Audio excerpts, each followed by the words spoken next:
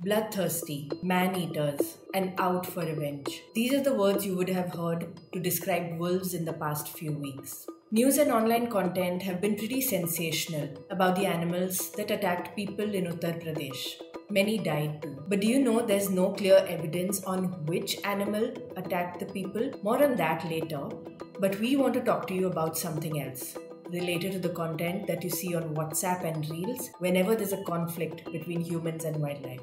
Mongabay India journalists have reported the spread of sensational, incorrect, and false information whenever there's human-animal conflict and the damage it causes. This damage doesn't stay online, it permeates into the real world.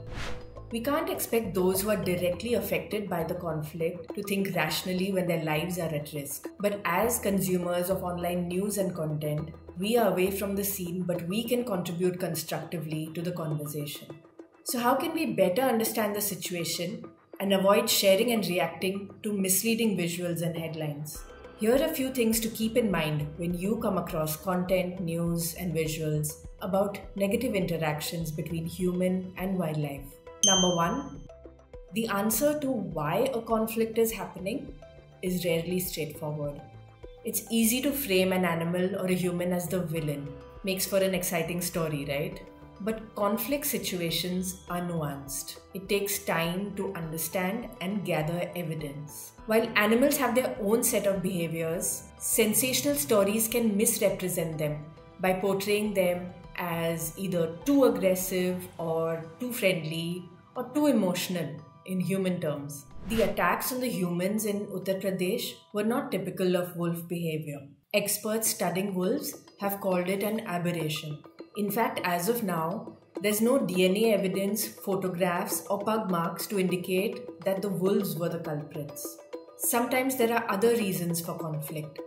It could be loss of habitat, forcing animals closer to humans, or it could be an animal's poor health. In the case of the wolves in UP, it is now speculated that packs of wolves may have lost their habitat to unusually heavy monsoon and moved closer to humans. As much as it helps us relate to a story, animals may not always have human-like motives, like revenge. Humans tend to project human feelings and human emotions onto animals and assign them human motives. Labeling an animal as angry or bloodthirsty could shift attention from the actual issue. And when the focus is misplaced, solutions to help those that are affected are misguided.